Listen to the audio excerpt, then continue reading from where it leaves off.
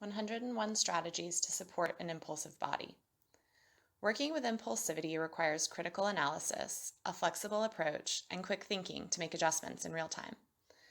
Impulsivity shows up with such variety. For some of us, impulsivity is linked to specific places or fixed actions, like biting your nails or picking a scab. For some, impulsivity is an ever-evolving list of new and different impulses that vary in frequency or location over time. Impulsivity is not something that we can simply stop. It calls for a nuanced and scaffolded approach, breaking down many individualized goals into digestible pieces and then slowly putting them together. To that end, I've created a tool for approaching impulsivity holistically. By looking at the whole picture, we zoom out and can look at all the potential contributing factors. Then we identify and target the systems and strategies that best match your students' strengths, preferences, and personal goals. Central to this tool is you. Your beliefs and your attitude will influence the success of your support program. The most critical piece of advice I can give you is to crystallize your beliefs around impulsivity and do this before you begin supporting your student. That mindset is the foundation for all of the work that is to come. Here's what we know about impulsivity. Impulses come and go. They are impacted by high anxiety. They are uncontrolled and unplanned actions. These impulses come from deep in the brainstem, from the subcortical areas where planning is not part of the process. And this is also critical. We are not talking about choices or intentional actions. So the starting place for all support is impulses exist. We know this. We do not assign blame to these actions. This creates a working space where there are no mistakes. There's no blame and no shame because we know we are here to support impulsivity. We know those impulses are coming. When they come, we expected them. This in turn creates a progress-only mindset so that when we do find strategies and supports that circumvent or delay an impulse, we can celebrate that success and that victory. Once you're clear on your beliefs, create an environment of trust. Your student needs to trust that you hold these beliefs so solid, and you need to trust that they are working their very best at all times. Together, you both need to trust the process. There will be many trials and recalibrations. Together, you're tackling a big project. So trust each other and trust that process. Above all, do this with respect. Work with your student. Partner with them to tackle this together. Now, as we explore the different categories, keep in mind the idea of breaking everything down. Look at the individual components that make up an impulse and then start making small changes on the bottom level, working your way up to the bigger process, the impulsive action as a whole. What information can we glean from looking at what a body is doing before, during, and after an impulse? Are there clear triggers? When we look at the individual sensory systems, what kind of input does the impulse provide to the body and where? And so using this lens, we turn our attention to adding strategies. So we think, what cue or strategy might be implemented before, during, or after an impulse that might affect change for next time? Let's look at visual supports. Visual strategies center around the idea of making visible either the support itself or the desired outcome. I find that these work best with predictable impulses or those that occur in fixed locations in your classrooms or in the kitchen, mostly so you can set up the visuals you need, but don't discount the infinitely editable marker board. This could take the form of written reminders. You can write out a specific motor prompt, feet on the floor, hands down, etc., or just a general reminder of the rules. It could take the form of encouragement. I know you got this. I believe in you. It could take the form of inspiration. Sit with your student and find colors or images that might call to mind the desired feeling or body position that would be most helpful to fight an impulse. Or have them set their own goals for the week or for the session and post them in the room. We use checkpoints to break down bigger processes into steps and then assign visual anchors for those steps. This is especially helpful when there's movement involved or when you're stringing together multiple steps. Get to the arrow, eyes to the red dot, move to the cone. Here you'll see those visual anchors laid out in a football route. We have our students moving from the spot to the arrow to the cone to the chair, stop and turn back to the start. Then we add some layers of complexity and increase the difficulty a bit so that a few kids are running routes at the same time and they're throwing and catching between them as they all accomplish their own individual route as well. Here you see a simple reminder to keep the drawer closed. We're supporting our girl Olivia not by telling her something she doesn't know and teaching her a rule, but instead to cue her body to fight the impulse so that she can accomplish her own goal to not go through the desk drawer. Auditory strategies are readily adaptable and easy to implement in any environment. I find they work best when movement is involved or when sequencing multi-step processes. Use your voice to suggest the modulation of the action you're calling for. You can increase speed to suggest urgency or lower the volume to inspire calm. This works especially well to support initiation. You can help a low arousal body get up off the floor and rise to action with some pep and pizzazz. Or some bodies might benefit from an organized motor plan at a steady tempo. First ankles, then knees, then hips, and stand. First ankles, then knees, then hips, and stand. Sustaining the action of motor movements can be well supported by auditory strategies as well. This is how you might keep a kid moving from one step to the next, drawing them out from here to there. Or to keep kids in a flow, if what they're doing is working really well, you might help keep that going using your voice and your tempo. In working to inhibit motor, I mostly use auditory cues for preparation and for timing. Basically, I want to create space for a new initiation. It is incredibly difficult to just stop. The absence of action is difficult to cue and even more challenging to execute. Making a stop into a planned action is easiest to accomplish when you can coach the body with what to do. So while you can use your voice to stop action, we saw great visual strategies for inhibiting impulses. You'll want to keep in mind that overall balance as you apply these strategies. You certainly would want to repeat stop, stop, stop, stop, stop, stop, stop when you can flash a visual that is equally effective. Let's watch Davis as he practices modulating the volume of his voice in this clip. Notice his coach used both explicit reminders and her own volume to support Davis's goal. She also challenges him to stay mindful of what they are working on and connected to his body by using a body engager.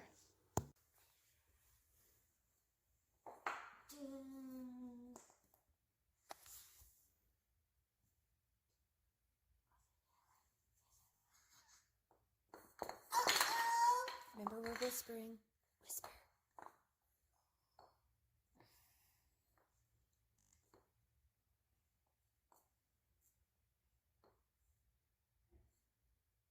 Nice job.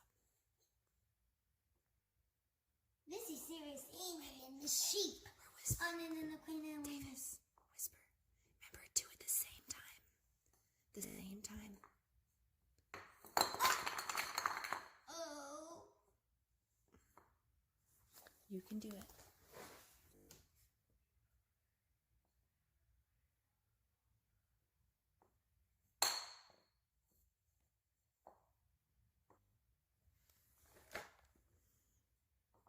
All right, at the same time, right hand and left hand working together. Grab one, grab two, place them both on at the same time. 3, 2, oh, the other one too, yellow too. Yep, at the same time. And set the other one down. And this one. Nice. Well, no, we're going this way. Keep a whisper. This way. Nice.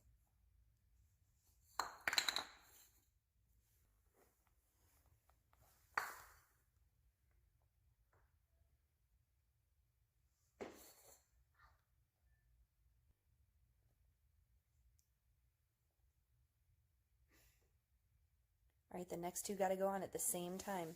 So grab two. Grab two. All right, set them at the same time. Ready? Set it down. Nice, dude. Way to do it. Keep it calm. Keep it calm. Keep it calm. Oh. Nice. Coaching is one of our most used strategies in working with brain-body disconnect. It can be used in almost any situation and is easily adaptable in the moment. A note of caution here, don't become a drill sergeant, barking orders and filling space with unending commands. Coaching motor is specifically about talking to the body. It is not about communicating the expectations, reinforcing the desired end result, or teaching what your student should be doing. They know. You do not need to help them know what to do, but instead how to do it. Coaching motor is a way to find that shortcut, to speak directly to the action that is required first.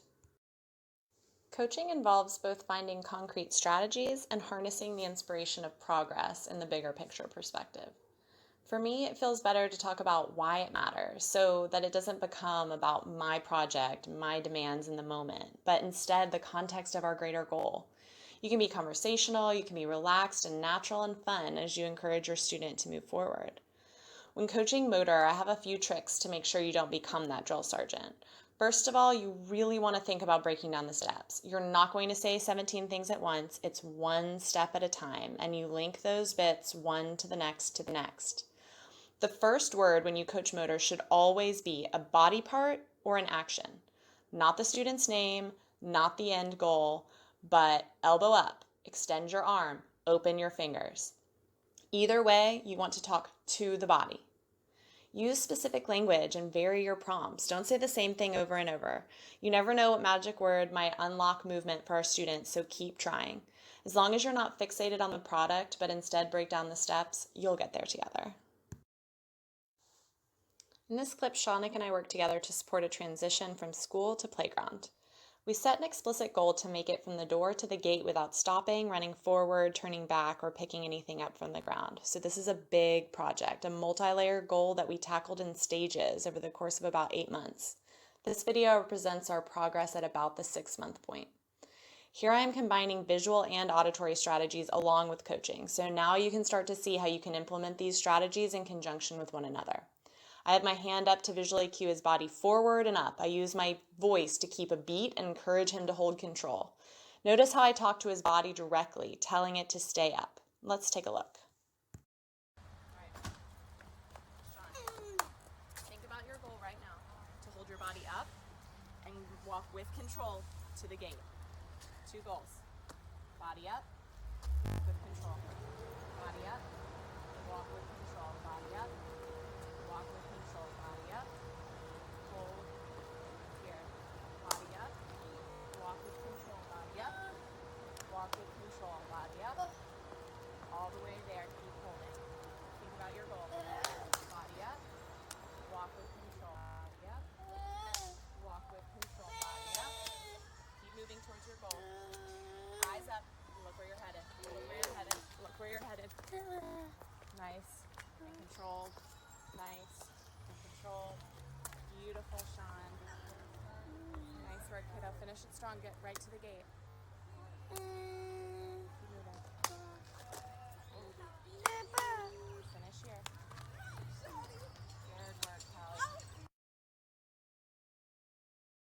I utilize multiple preventative strategies to support that transition. I purposefully coach Sean to keep his body up because I know that when his eyes catch on something on the ground, he hinges at the hips and bends forward. He is most likely to turn back or run forward from that position, and so preventatively, I am asking him to keep his body in a position that will bring a higher likelihood of success. The best preventative strategies will come from your relationship with your student or from lived experience, knowing the environment and adjusting accordingly. There were some very tempting purple flowers to Shaunik's left. In earlier stages of this practice, I used to walk on his other side to create a natural physical boundary so that I wasn't asking him to work on too much at the same time. I didn't want those purple flowers distracting Sean from a movement goal.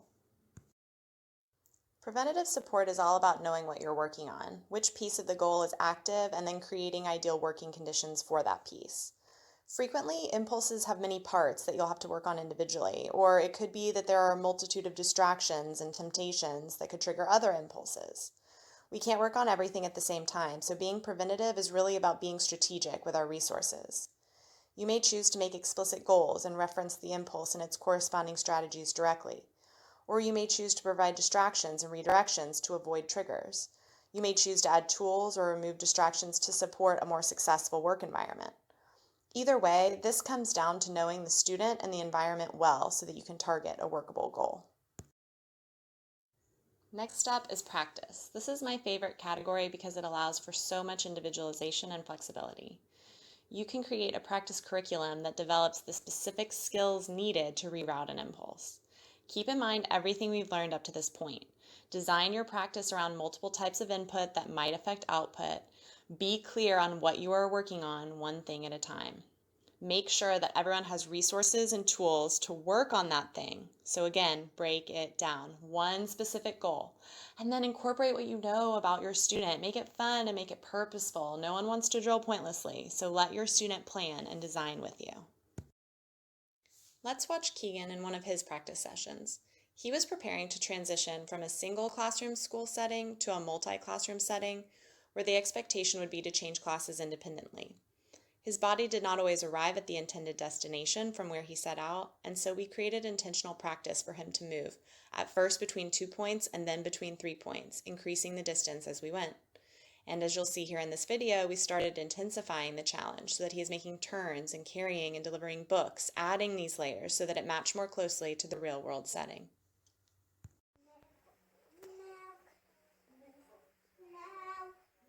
Grab a dot. From Katherine. Take it to the other bin, the red bin. Nice, Keeks. Come get a book and take it to the bin. Stay. Keegan. Turn your body, find Chris. Turn your body, walk. Right to Chris. There you go. Take a book to the bin. To the cylinder bin. You got it. Clear one side. Nice. To me. Take a dot. And then you're getting on the track to the red. There you go. Nice. Can you put it in? Thanks, Steve. Nice, Find Keeks. Chris. Take it to the bin. Stay. Grab your dot.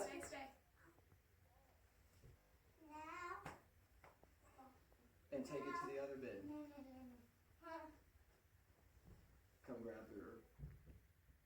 Drop it in. Come grab your book, Keeks. Turn your body. Keeks, come grab your book. Stay with it. Straight to Chris. Grab your book. Nice. And take it to the... Take your book to the cylinder bin. Cylinder. Clear bin. Take your dot to the red bin. To Chris. Right there. Here's your... Nope. Keeks, come grab Stay your with book. it. Stay with it. Come grab your book. Take it to the clear bin. You got it. Focus. Bin. Drop your book first. Take your dot to the red bin. Come tag. Finish it. The Straight stool to to in. Chris. Straight to here. Chris. Finish it, bud. And just tag it to in. Tag it. Tag it. Tag that to in. Nice. Next, let's watch JP. It's so critical to remember here that there are no mistakes in a practice session. If you set out to practice and work on an impulse, you expect them to show up. Keep that in mind. It is essential that you only build on successes. Here you'll see JP working on his swallow impulse. Most things that make it to his mouth end up going down. So here he decided the goal was removing food from his mouth, as opposed to preventing items from going in or spitting things out. He chose the setting, he chose the food, he chose the number of practice trials. Let's take a look. All right. Whew. All right, next break. You're going all the way in and back out twice. All the way in. In, open, in, out. One more time. Open, in, out. Go. Nice. Hey, that's 2 down. You ready to go for 3?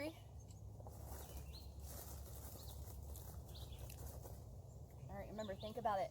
Not crunching in your mouth until after number 3. Ready? So open and all the way in. Open, in, out. In, out. In, out. One more. Out. Get it. Yes, JP! Nice, dude. You left it in there, took it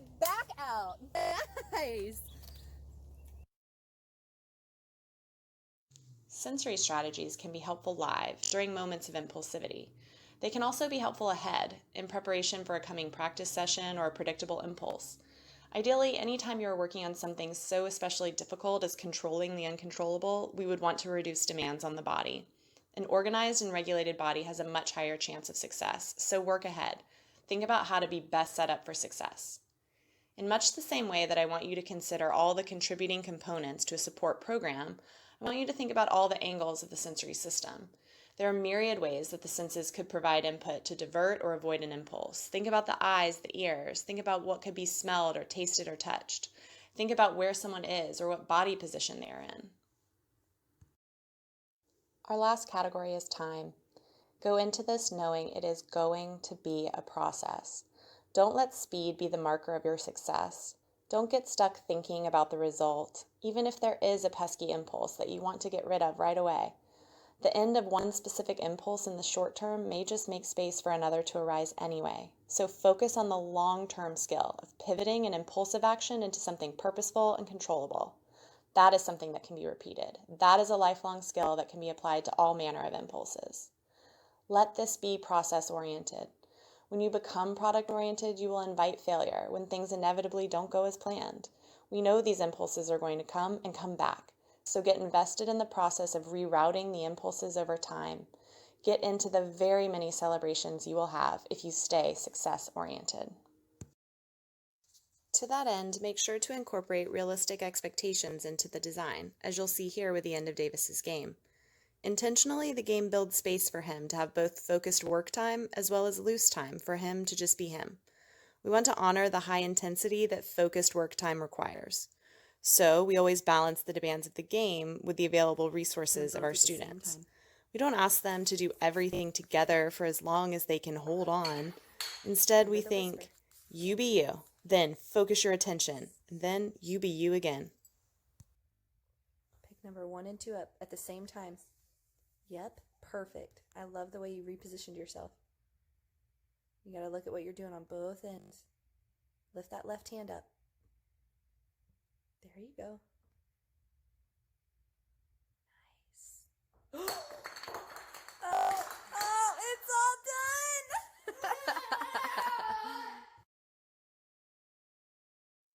Let's take a look at a few more examples of these strategies in action. In the following 2 videos, you'll see the same goal. These guys working hard to stay in a specified area. The application, however, is entirely different. Further, different strategies are selected for these students to best support their individual challenges. The support categories used for SIAM, our little cutie in the glasses, are primarily visual, sensory, and coaching. 1 on each. Be ready for next round. Next round, we're putting 1 more on there. Here you go. Remember, you don't have to eat. You're focusing on keeping your body here. Nice. 1. And 2, 3. And 4. And 5.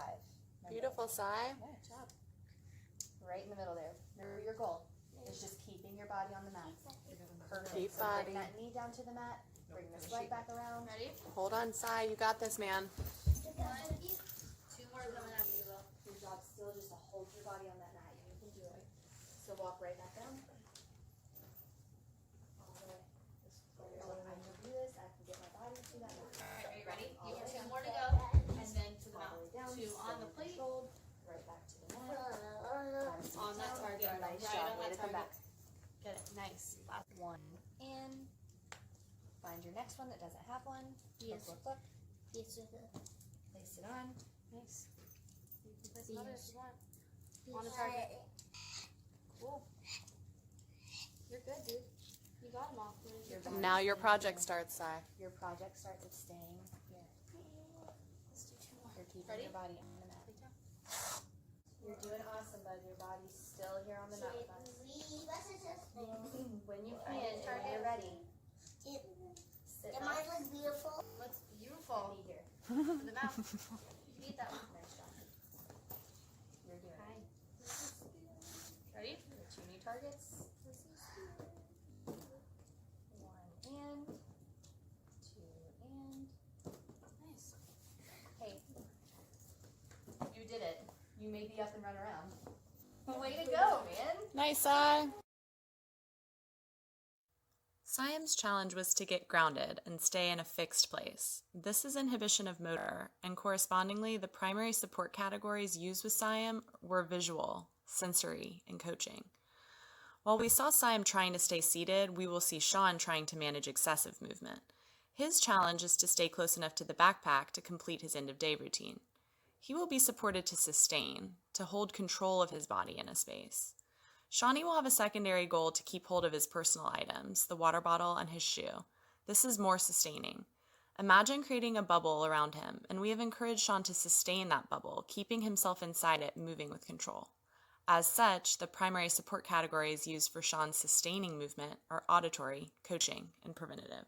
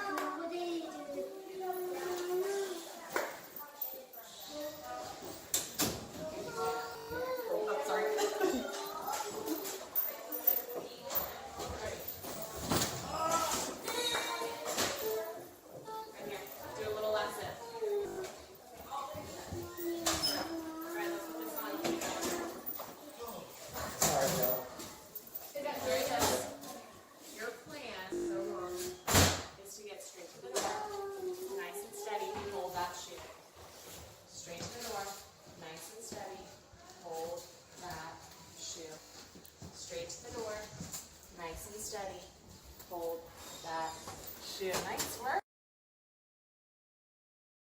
As you can see, there are many more than 101 ways to support impulsivity.